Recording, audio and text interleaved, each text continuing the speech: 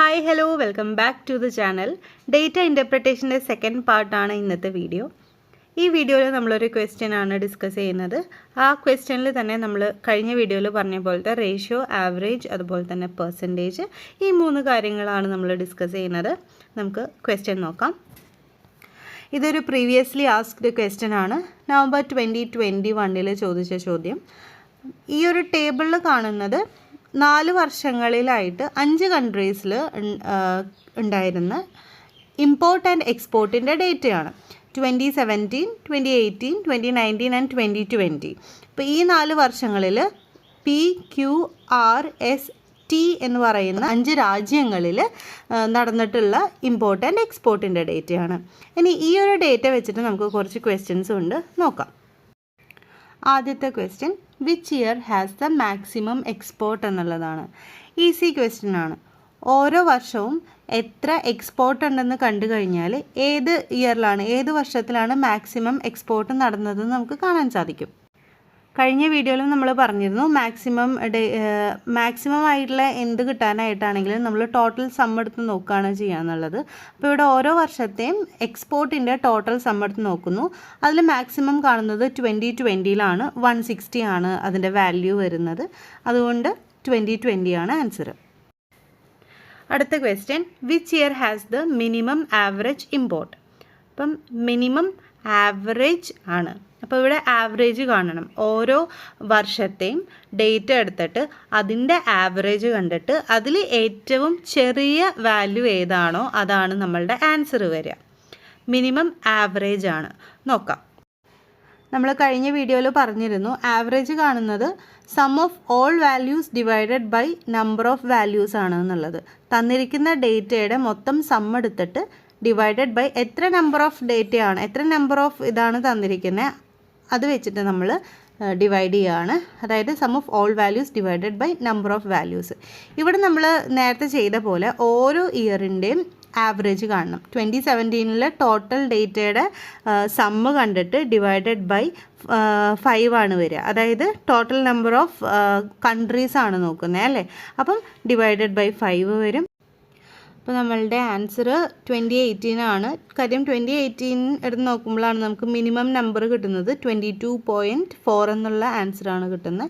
അപ്പോൾ നമ്മൾക്ക് ഓരോ ഇയറിലെയും മിനിമം ആവറേജ് നോക്കുകയാണെങ്കിൽ ഏറ്റവും മിനിമമായിട്ട് കാണുന്നത് ഈ ഒരു 2018 ആണ്. അതുകൊണ്ട് നമ്മളുടെ ആൻസർ 2018 ആണ്.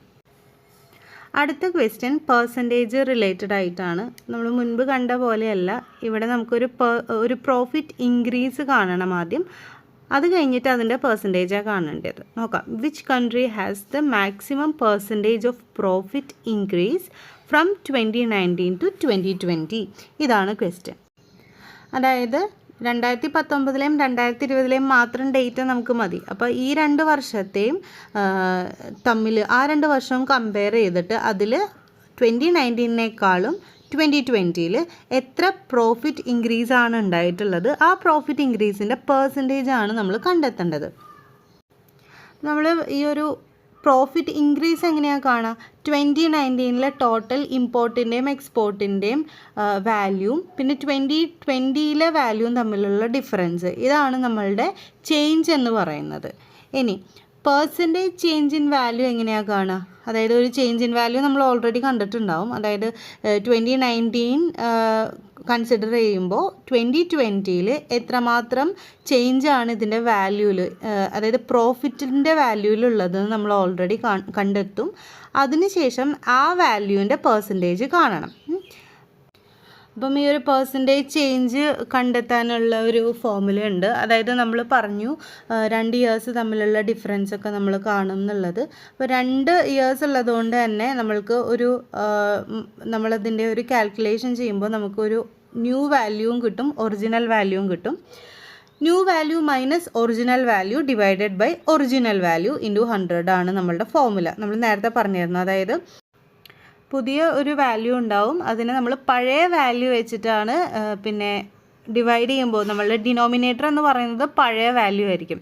കൺഫ്യൂസ്ഡ് ആവേണ്ട. നമുക്ക് ഇപ്പോൾ ഈ ഒരു ക്വസ്റ്റ്യൻ്റെ ഡേറ്റ് വെച്ചിട്ട് നോക്കുമ്പോൾ നിങ്ങൾക്ക് അത് കുറച്ചുകൂടി എളുപ്പത്തിൽ മനസ്സിലാവും.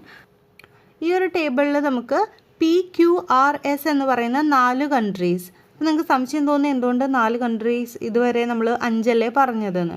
പക്ഷേ ഈ ഒരു ചോദ്യത്തിൻ്റെ ഓപ്ഷൻസ് നോക്കുമ്പോൾ നമുക്കവിടെ 4 ഓപ്ഷൻസാണ് തന്നിട്ടുള്ളൂ. PQRS എന്നുള്ള 4 ഓപ്ഷൻസാണ്. അപ്പോൾ ഒബ്വിയസ്ലി ടി എന്ന് പറയുന്നൊരു കൺട്രീനെ പറ്റിയിട്ട് ഇവിടെ നമ്മൾ ഒരു തരത്തിലും മെൻഷൻ ചെയ്യേണ്ട കാര്യമില്ല. വെറുതെ നിങ്ങൾ ആ ടീയുടെയും കൂടി ഡേറ്റ് എടുത്തിട്ട് സമയം കളയേണ്ട ആവശ്യമില്ല. അപ്പോൾ ഈ ഒരു 4 കൺട്രീസിൻ്റെ മാത്രം ഡേറ്റാണ് നമുക്ക് കാണേണ്ട ആവശ്യമുള്ളൂ. അപ്പം 2019ലെയും 2020ലെയും PQRS എന്നിങ്ങനെ 4 കമ്പനികളുടെ എക്സ്പോർട്ടിൻ്റെയും ഇമ്പോർട്ടിൻ്റെയും ഡേറ്റ തന്നിട്ടുണ്ട്. അതുകൂടാതെ നമ്മളിതിൻ്റെ പ്രോഫിറ്റിൻ്റെ വാല്യൂം കൂടി കണ്ടെത്തുന്നുണ്ട്. അതായത് കൺട്രി പി, അത് 2019 കൺട്രി പിയുടെ എക്സ്പോർട്ട് എന്ന് പറയുന്നത് 36 ആണ്, ഇമ്പോർട്ട് 28 ആണ്. അപ്പം നമുക്ക് ഇങ്ങോട്ട് നമുക്ക് കിട്ടിയിരിക്കുന്ന എമൗണ്ടിനേക്കാൾ കൂടുതൽ നമ്മൾ അങ്ങോട്ടേക്ക് എക്സ്പോർട്ട് ചെയ്തിട്ടുണ്ട് അല്ലേ. അപ്പം എന്താണ് അത് പ്രോഫിറ്റാണ് നമുക്ക്. അപ്പം പ്രോഫിറ്റ് എന്ന് പറയുമ്പോൾ 36ൻ്റെയും 28ൻ്റെയും ഡിഫറൻസ് ആയിരിക്കും, അതായത് 8. ഇനി ക്യൂ എന്ന് പറയുന്ന കൺട്രിയുടെ 37ഉം 29ഉം ആണ്. അതിൻ്റെയും ആൻസർ എന്ന് പറയുന്നത് 8 ആണ്. അപ്പോൾ ഓരോ രാജ്യത്തിനും 2019ലും 2020ലും കിട്ടിയിരിക്കുന്ന പ്രോഫിറ്റിൻ്റെ കണക്ക് നമുക്കിങ്ങനെ ഈ ഒരു കാൽക്കുലേഷൻ വെച്ചിട്ട് കിട്ടി. അതായത് എക്സ്പോർട്ട് മൈനസ് ഇമ്പോർട്ട് അല്ലെങ്കിൽ ഇമ്പോർട്ട് മൈനസ് എക്സ്പോർട്ട് എങ്ങനെ ചെയ്താലും നമുക്ക് ആ ഡിഫറൻസ് മനസ്സിലാവും. അപ്പോൾ അതാണ് നമുക്ക് ഇപ്പം ഈ 2 ഇയേഴ്സിലായിട്ട് നമ്മളുടെ കമ്പനീസിന് കിട്ടിയിരിക്കുന്ന പ്രോഫിറ്റ്. ഇനി ഈ ടേബിളിൽ നമ്മൾ ചേഞ്ച് ഓഫ് പ്രോഫിറ്റും ചേഞ്ച് ഓഫ് പ്രോഫിറ്റ് ഇൻ പെർസെൻറ്റേജും ആണ് കാണുന്നത്. അതായത് 2 വർഷങ്ങളിൽ 2019ലും 2020ലും ഈ കൺട്രീസിൽ ഉണ്ടായിരിക്കുന്ന പ്രോഫിറ്റ് ഈ നമ്മൾ നേരത്തെ കണ്ടുപിടിച്ചു ആ പ്രോഫിറ്റ് അല്ലേ. തൊട്ട് മുമ്പത്തെ സ്ലൈഡിൽ നമ്മളതാണ് കണ്ടത്. അപ്പം ഈ 2 വർഷങ്ങളിൽ നമ്മളുടെ കൺട്രീസിനുണ്ടായിരിക്കുന്ന പ്രോഫിറ്റിൻ്റെ ചേഞ്ച് അതാണ് നമ്മളിപ്പോൾ കാണാൻ പോകുന്നത്. 2019 പി എന്ന് പറയുന്ന കൺട്രിക്ക് 8 ആയിരുന്നു അതിൻ്റെ പ്രോഫിറ്റ് വാല്യൂ, 2020 അത് 10 ആയി. അപ്പോൾ 8ഉം 10ഉം തമ്മിലുള്ള വ്യത്യാസം 2 ആണ്. അപ്പോൾ ഇവിടുത്തെ ചേഞ്ച് ഓഫ് പ്രോഫിറ്റ് എന്ന് പറയുന്നത് 2 ആണ്. അപ്പം നമ്മളങ്ങനെ 4 കൺട്രീസിൻ്റെയും ചേഞ്ച് ഓഫ് പ്രോഫിറ്റ് കണ്ടെത്തി. ഈ ചേഞ്ച് ഓഫ് പ്രോഫിറ്റ് ആണ് നമ്മളുടെ ന്യൂ വാല്യൂ. നമ്മൾ നേരത്തെ ഓൾറെഡി പ്രോഫിറ്റ് കണ്ടുപിടിച്ചിട്ടുണ്ട്, അതാണ് ഓൾഡ് വാല്യൂ. അതും ഏതാണ് 2019 ഡേറ്റയാണ്, പ്രോഫിറ്റാണ് നമ്മളുടെ old original value. And change of profit ആയിരിക്കും നമ്മളുടെ ന്യൂ വാല്യൂ. നമ്മൾ നേരത്തെ ഒരു ഫോർമുല പഠിച്ചായിരുന്നു. അതായത് പെർസെൻറ്റേജ് ചേഞ്ച് എങ്ങനെയാണ് കാണാമെന്ന് പറഞ്ഞാൽ new value minus original value divided by original value into 100. ഇതാണ് നമ്മൾ നേരത്തെ കണ്ട ഒരു ഫോർമുല എന്ന് പറഞ്ഞിട്ടുള്ളത്. അതിനി നമ്മൾ ഇവിടെ അപ്ലൈ ചെയ്യുകയാണ്. Change of profit in percentage നോക്കാം. അപ്പോൾ പി എന്ന് പറയുന്ന കൺട്രിയുടെ ചേഞ്ച് ഓഫ് പ്രോഫിറ്റ് എത്രയാണ്? 2. അതിൻ്റെ ഒറിജിനൽ വാല്യൂ ഏതാ? 2019 പ്രോഫിറ്റ് ആയിട്ടുള്ള 8 ആണ്. മനസ്സിലായില്ലേ? അപ്പോൾ 2 ഡിവൈഡഡ് ബൈ 8 ഇൻറ്റു 100, അതായത് 25%. ഇങ്ങനെ നമ്മൾ ക്യൂവിൻ്റെയും ആറിൻ്റെയും എസിൻ്റെയും കാണുകയാണ്. ക്യൂവിൻ്റെ പെർസെൻറ്റേജ് ചേഞ്ച് ഓഫ് പ്രോഫിറ്റ് എന്താണ്? 0 ആണ്. അപ്പോൾ ഒബ്വിയസ്ലി അതിൻ്റെ പ്രോഫിറ്റ് പെർസെൻറ്റേജും 0 ആയിരിക്കും. 6 നോക്കുമ്പോൾ പുതിയ വാല്യൂ ചേഞ്ച് ഓഫ് പ്രോഫിറ്റ് 2 ആണ്, പഴയ വാല്യൂ 4 ആണ്. അപ്പോൾ 2/4 ഇൻറ്റു 100, അത് എത്രയാണ്? 50%. പിന്നെ ഉള്ളത് എസ് എന്ന് പറയുന്ന കമ്പനിയാണ്. എസ് എന്താണ്? എസ് പുതിയ വാല്യൂ ചേഞ്ച് ഓഫ് പ്രോഫിറ്റ് 3 ആണ്, ഒറിജിനൽ വാല്യൂ എത്രയാണ്? 5 ആണ്. 3/5 ഇൻറ്റു 100, അത് 60% കിട്ടി. ആൻഡ് ആ 60% ആണ് നമുക്ക് ഇതുവരെ കിട്ടിയിട്ടുള്ള ഹയസ്റ്റ് ആയിട്ടുള്ള പെർസെൻറ്റേജ് ചേഞ്ച് എന്ന് പറയുന്നത്. അപ്പോൾ ആൻസർ എത്രയാണ്? 60% ആണ്. ഇനി നമുക്ക് അടുത്ത ക്വസ്റ്റ്യൻ നോക്കാം. Find out the ratio of export done by country S and T during 2017 to 2020. ഇപ്പോൾ 2017 മുതൽ 2020 വരെയുള്ള കാലയളവിൽ എസ് എന്ന് പറയുന്ന കൺട്രിയുടെയും ടി എന്ന് പറയുന്ന കൺട്രിയുടെയും റേഷ്യോ ഓഫ് എക്സ്പോർട്ടാണ് നമുക്ക് കാണേണ്ടത്. ഇത് എളുപ്പമാണ്. നമ്മൾ മുൻപ് പറഞ്ഞിരുന്നു, റേഷ്യോ എന്ന് പറഞ്ഞു കഴിഞ്ഞാൽ 2 വാല്യൂസിൻ്റെ ഏറ്റവും ലീസ്റ്റ് ഡിവിസിബിൾ ആയിട്ടുള്ള നമ്പർ ആയിരിക്കും എന്നുള്ളത്. ഇനി ചില സമയത്ത് നമ്മളുടെ ഓപ്ഷനിൽ ഈ ഒരു ലീസ്റ്റ് ഡിവിസിബിളും ആയിരിക്കില്ല, ഒറിജിനൽ ഫോമിലും കാണാൻ സാധിക്കും. അപ്പോൾ നമ്മൾ അങ്ങനെ തന്നെ ആ ഒരു രീതിയിൽ തന്നെ ചെയ്താൽ മതി.